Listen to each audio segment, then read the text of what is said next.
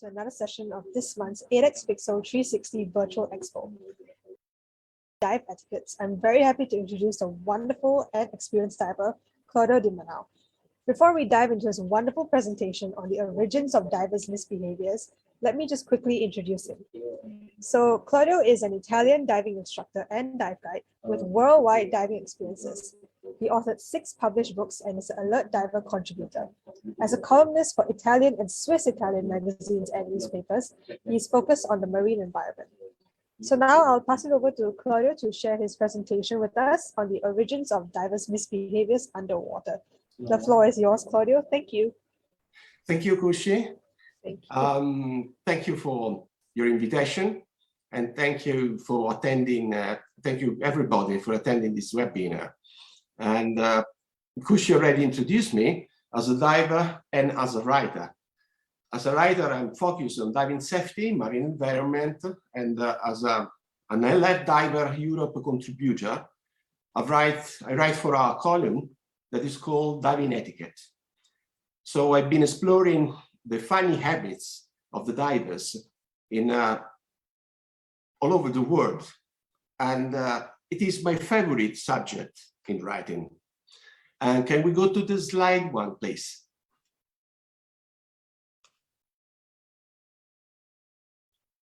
Here we go. And slide 2. Perfect. Okay. So divers do weird things. Let's put it this way. Descending in the water column, kitted up with fins and tanks, it is already a strange thing to do.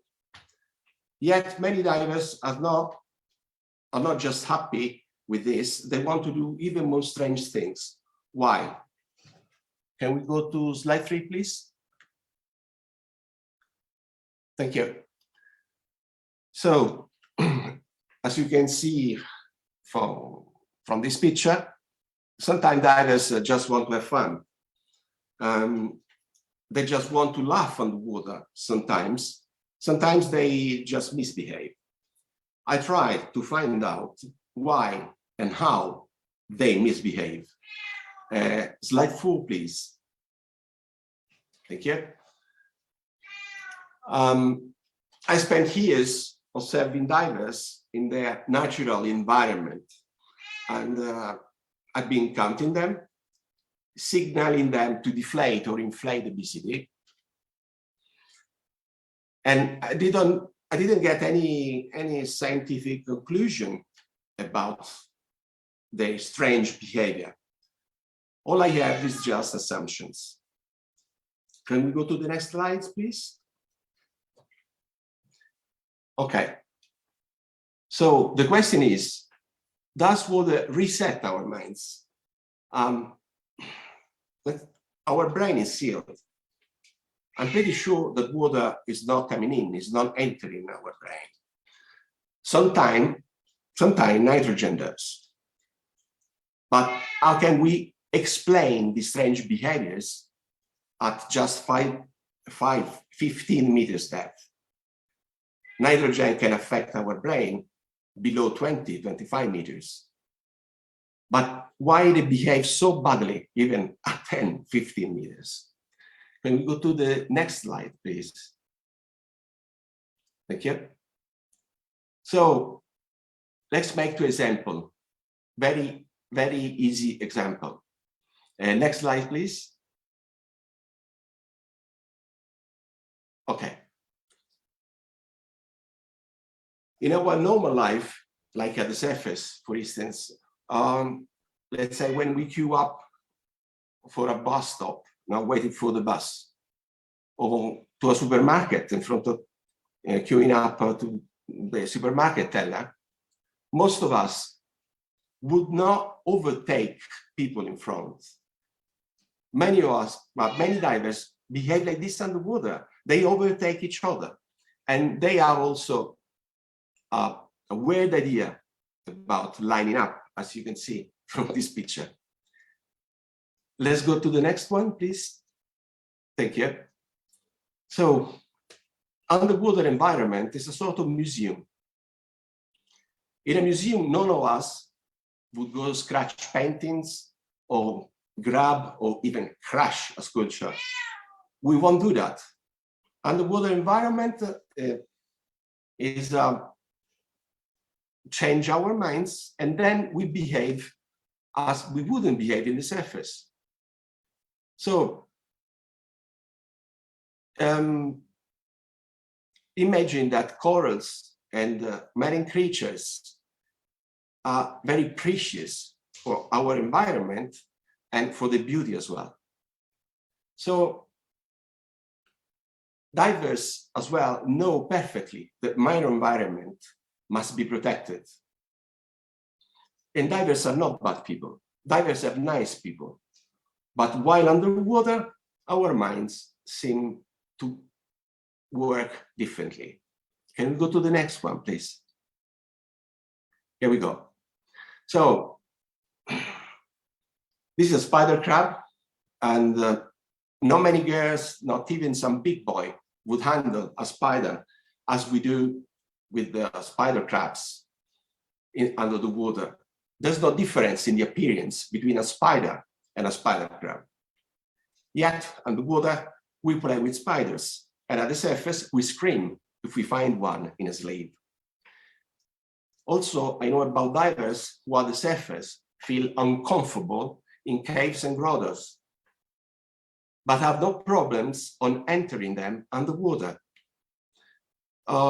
This must be something that has to do with our capability of moving in 3 dimensions. Underwater, we are weightless. We feel more relaxed. This is a good starting point. And it takes us to our most controversial skill, the buoyancy. We must accept that. Many divers don't master their buoyancy. As car drivers, for example, we would quit to drive if we ran constantly into sculpture, fountains, or other living being. And this is one issue. The second one refers to the well-known dilemma. Can we go to the next one, please? Okay, the briefing. Long briefing versus short briefing. Should I tell them? Should I skip it? It sounds like an old punk song, but I believe that they must ask himself this question. As a dive master, you don't want your divers feeling regarded as stupid. As a dive master, you look for harmony and consent. Then, when you have a problem within the group of divers, you regret your previous decisions. A good balance is always a difficult thing to achieve. Can we go to the next one? Thank you. Okay. This is one of the points. An experienced dive master knows that briefing are soluble. Once in the water, they dissolve. And the longer is the briefing, the faster it vanishes into from the diver minds. So remember that a briefing won't stay in a diver mind so long. We dissolve. The next slide, please. Okay. This is a wreck. This is the wreck of the Thilstegon. It is one of the most famous wrecks in the Red Sea, and it's always crowded. This is how it looks in a busy day. Well, there's not actually a magical formula to induce a perfect behavior on divers. My observation lead me to think that good behaviors need good roots, need a sort of imprinting. A great deal of this imprinting can be delivered by instructors during the diving courses. I saw the master and dive guys doing their best to transfer suggestions and tips to the divers. Next slide, please. Okay. In my book, Shamandura Generation, which became a sort of cult among the European diving community. I collected many episodes, some frustrating and some hilarious. Anyway, these are episodes that depicted the diving professional lifestyle in the Red Sea. And apparently, there are not so many great differences between other communities of diving professionals all over the world. Apparently, we all encounter the same problems and the same fun. Next slide, please. Okay, the importance of the common sense and also the infos. We don't have a common sense, but submerged mind can have some problem of adaptation. In the column Diving Etiquette on Alert Diver Europe, you'll find some more tips and go deeper into details. Next slide, please. Okay. The importance of common sense and info. As divers, as human beings, we have all common sense. But submerged mind, we said, can have some problem of adaptation. And in the column Diving Etiquette on Alert Diver Europe, you will find some more tips and you can go deeper into details. Next slide, please. My observation led me to think that poor buoyancy and loose diving education are the basis of many divers' misbehavior. At the same time, stress and selfishness play also a role. We shouldn't bring them under the water. For sure, harmony rules the underwater environment. We should absorb that feeling of harmony deeply in our hearts and minds. We should be kind and gentle. We should be aware of other divers and all the aquatic form of life. And these are the best advice I can deliver to any diver. Thank you.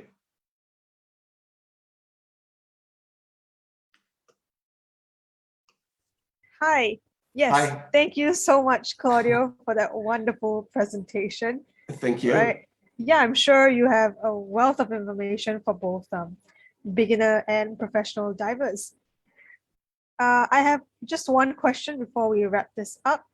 You talked a lot about diving etiquettes, and I want to understand how important it is to have a dive buddy, like someone who, keeps you together. Yeah, a dive buddy is the fundament for safety and also to have fun. And the dive buddy is a sort of guardian angel that you have at the surface when you perform all the diving control, the safety check. Mm-hmm. And under the water, because could be on great help in case of accident, in case of a problem, running out of air, etc. Okay, that's good. Well, yeah. Then again, thank you so much for joining us today. And for our viewers, if you guys have any questions for Claudio, feel free to drop them on our Facebook page and we will try our very best to get back to you. So our next session happening shortly is on Blue Hope, and I hope you can join us for that. Thank you once again, Claudio, for joining us today and taking the time for your wonderful presentation. See you soon. Bye, Claudio. Thank you, Kashi. Thank you. You.